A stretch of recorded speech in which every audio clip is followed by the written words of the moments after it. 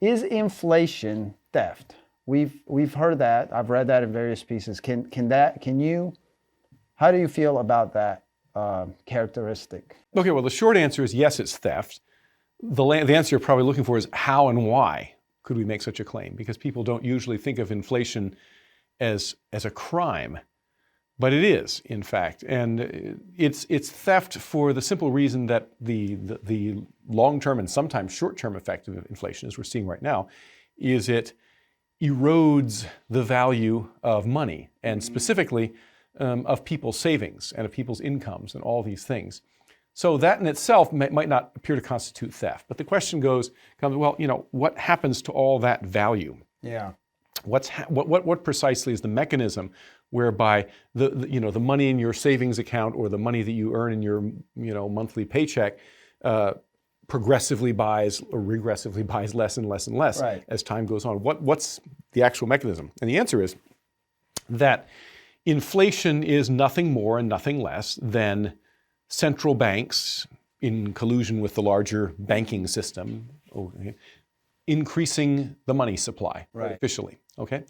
Now, when they do that, when they increase the money supply, they don't do it simply by throwing bales of money out of helicopters, although that's a very commonly invoked metaphor. But in reality, it's a somewhat more sophisticated process.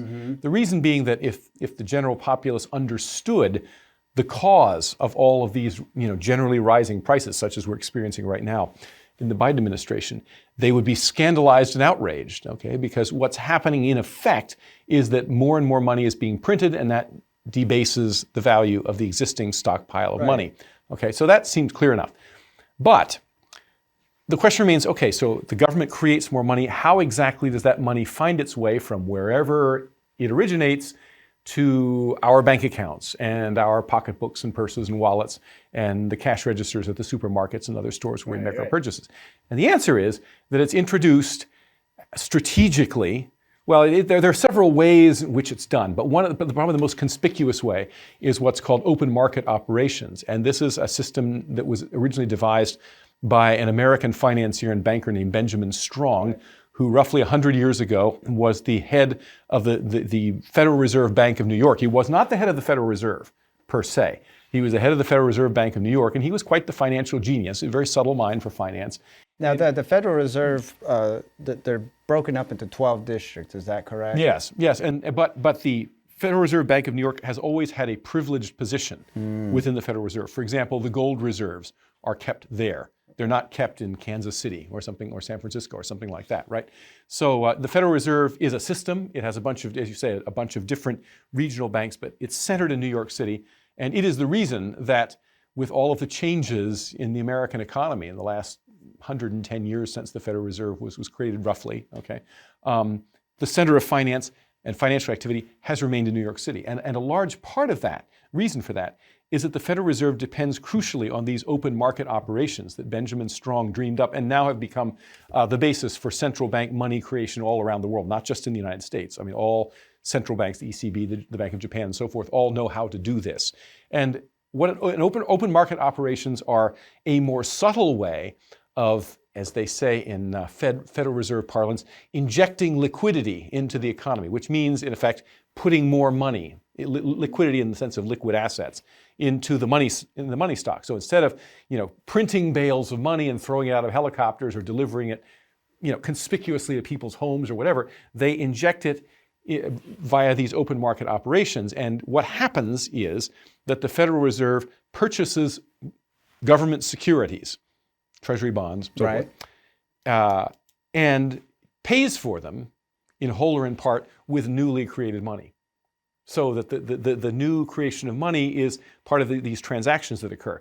The key, though, is that only a small number of privileged dealers, certain very large American banks and investment banks, and also some banks in Europe and Asia, are authorized dealers at these open market operations. Now, you can't just go and transact directly with the Federal Reserve, right? I think that segues into one of the main questions I had, is because, as I mentioned in my intro, one of the headlines, I believe it was from Fortune or the other one, was that apparently this makes inflation, they were trying to pass off that inflation makes the middle class better off, and it may harm the rich. But that's not what you maintain in your article, and you're saying you're about to go into why it's quite the opposite, right? Well, why it constitutes theft in general. So the issue is this: the money isn't just equally dispersed into the economy. Everybody doesn't have access to all the new money at the same time. What happens instead is that there are entry points.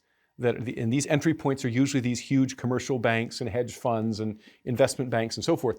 So such that people who have large accounts, controlling interests and so forth in those organizations, the super rich, they get it first. Always benefit. They get the money first before it has time to ripple out through the economy and cause a general rise in consumer prices.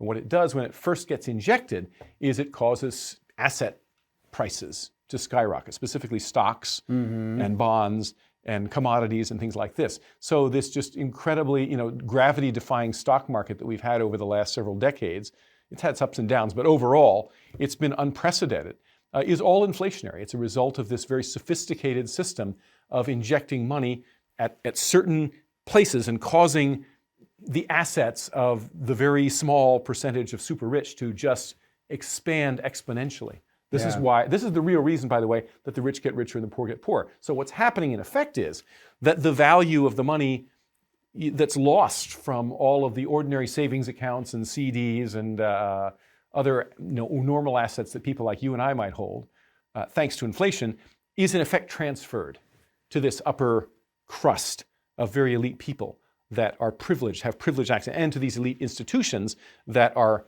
authorized dealers in this whole process of creating new money. That is why it's theft.